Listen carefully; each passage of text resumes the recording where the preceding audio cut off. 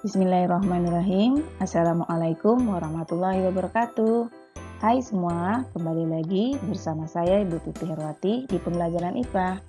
Kali ini kita akan membahas tentang perkembangbiakan pada hewan.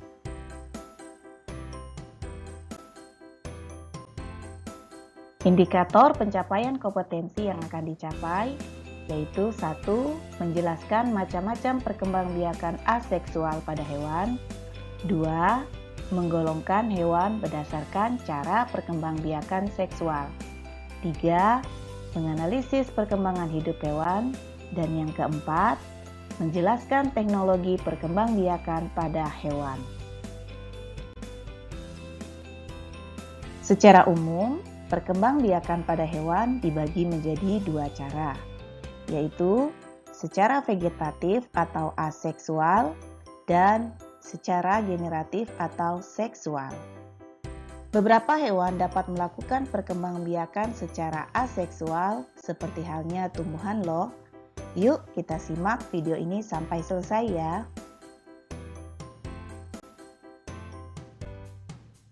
Perkembangbiakan aseksual pada hewan. Perkembangbiakan aseksual berarti reproduksi hewan tanpa melewati proses fertilisasi. Reproduksi aseksual biasanya menggunakan organ tubuh ataupun bagian tubuh hewan itu sendiri. Perkembangbiakan vegetatif dengan membentuk tunas. Terdapat hewan yang mampu berkembang biak aseksual dengan cara membentuk tunas untuk menghasilkan keturunan. Contoh hewan yang melakukan perkembangbiakan dengan cara ini antara lain hewan dari filum Porifera dan Solenterata.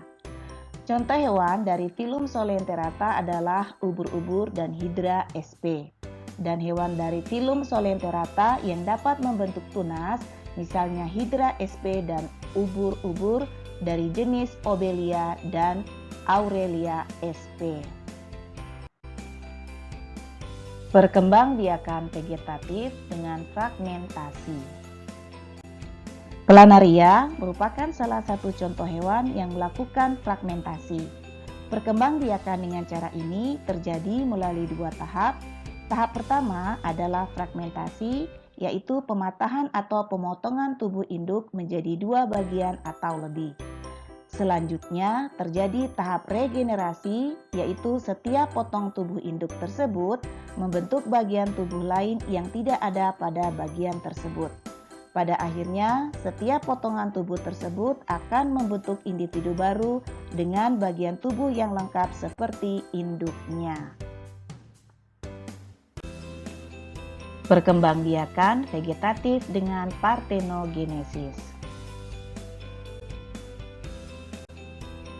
Partenogenesis adalah berkembangnya individu baru dari sel telur tanpa proses pembuahan atau fertilisasi. Partenogenesis secara alami dapat terjadi pada hewan, lebah, semut, tawon, kutu daun, dan kutu air.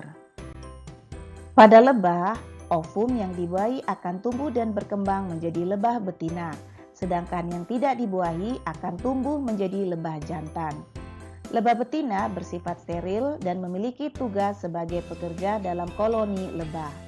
Lebah jantan bersifat fertil. Lebah jantan mampu menghasilkan sel kelamin yang digunakan untuk membuahi sel telur yang dihasilkan oleh lebah ratu. Lebah ratu adalah lebah yang menghasilkan telur-telur yang menjadi lebah betina dan lebah jantan. Selain lebah, kutu daun dan kutu air juga dapat berkembang biak dengan partenogenesis. Kutu daun betina dan kutu air betina dapat terus-menerus bertelur. Telur yang dihasilkan akan berkembang dan menetas menjadi kutu betina tanpa didahului proses fertilisasi. Meski demikian, fertilisasi tetap diperlukan untuk menghasilkan individu baru setelah beberapa generasi kutu mengalami partenogenesis. Perkembangbiakan seksual pada hewan. Selain berkembang biak secara aseksual, hewan juga dapat berkembang biak secara seksual. Perkembangbiakan seksual terjadi melalui proses perkawinan antara hewan jantan dan hewan betina.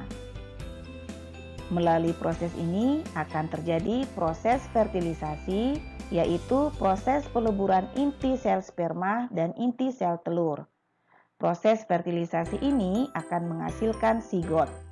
Selanjutnya, sigot akan berkembang menjadi embrio atau calon anak, dan pada tahap selanjutnya, embrio akan berkembang menjadi individu baru.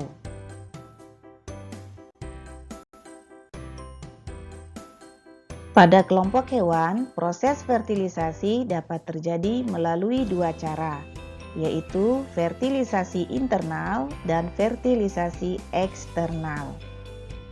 Fertilisasi internal terjadi apabila proses peleburan antara inti sel telur dan inti sel sperma terjadi di dalam tubuh induk betina.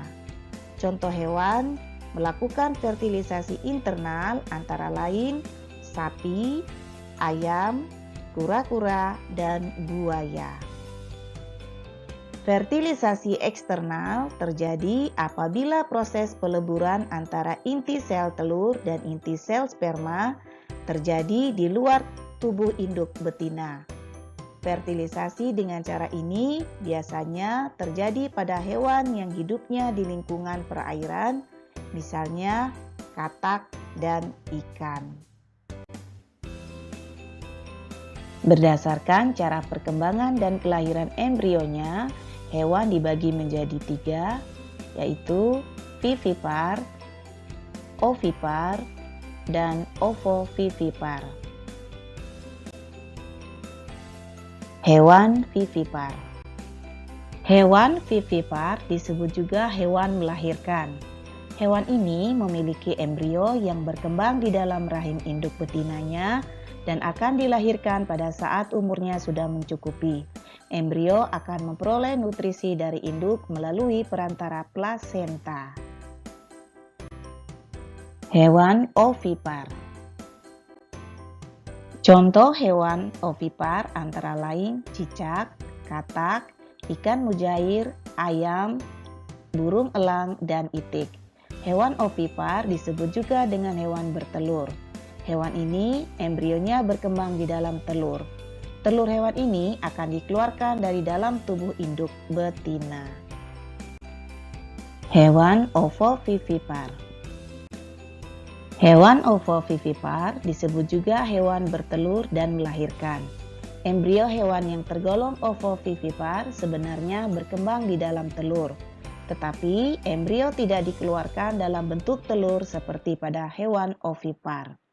Telur tetap berada di dalam tubuh induk betina. Setelah umur embrio cukup untuk dilahirkan, telur akan menetas di dalam tubuh induk dan kemudian anaknya dilahirkan. Contoh hewan ovovivipar antara lain kadal dan sebagian jenis ular. Perkembangbiakan hidup hewan. Pada jenis hewan yang lain, hewan muda memiliki struktur dan fungsi organ tubuh yang berbeda dengan hewan dewasa. Hewan muda tersebut kemudian berkembang melalui tahap tertentu sehingga memiliki struktur dan fungsi organ tubuh yang sama dengan hewan dewasa.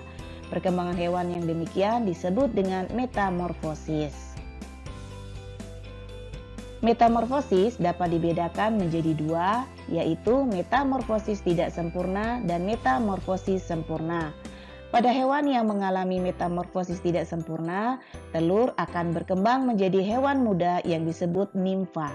Nimfa merupakan hewan muda yang mirip dengan hewan dewasa, tetapi memiliki ukuran yang lebih kecil dari hewan dewasa.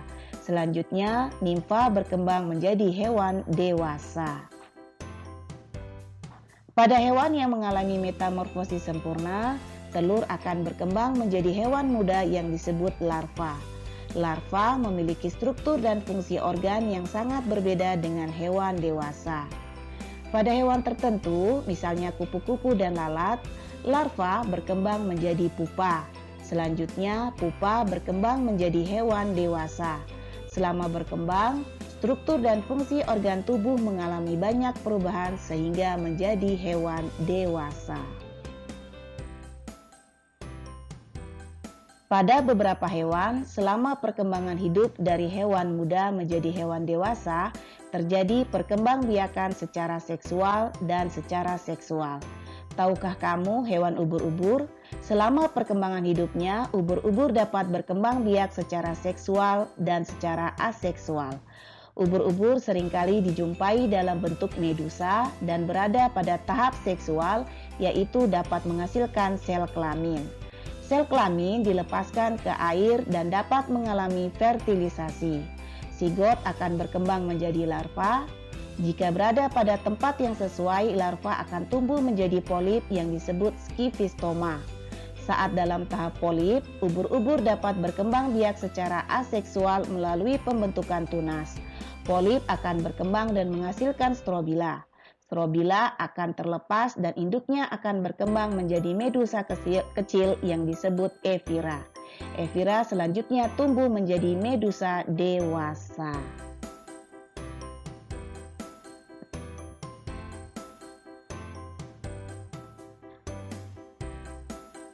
Selain ubur-ubur, katak juga mengalami perkembangan hidup yang menarik untuk dipelajari. Pernahkah kamu menjumpai puluhan, bahkan ratusan kecebong pada satu kolam? Tahukah kamu dari mana asal kecebong? Katak dewasa akan menghasilkan ratusan telur. Telur kemudian menetas menjadi kecebong. Kecebong selanjutnya berkembang menjadi berudu yang memiliki kaki.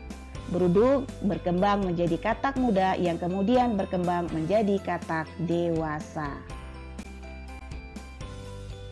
Teknologi perkembangbiakan pada hewan.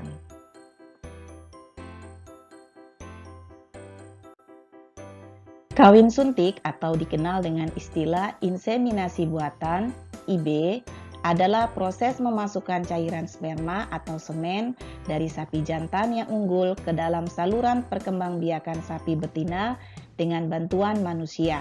Inseminasi buatan ini dilakukan dengan cara memasukkan sperma atau semen yang telah dibekukan dengan menggunakan alat seperti suntikan.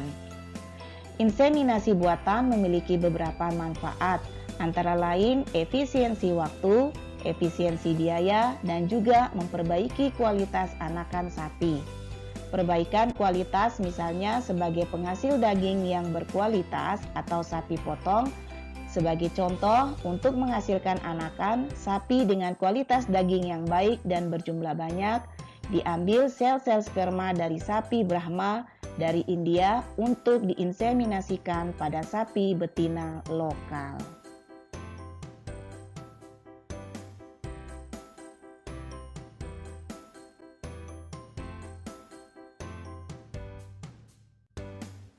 Baik anak-anak, demikian tadi penjelasan Bu Guru tentang perkembangbiakan pada hewan. Bu Guru berharap kalian bisa memahaminya.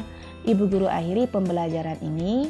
Assalamualaikum warahmatullahi wabarakatuh.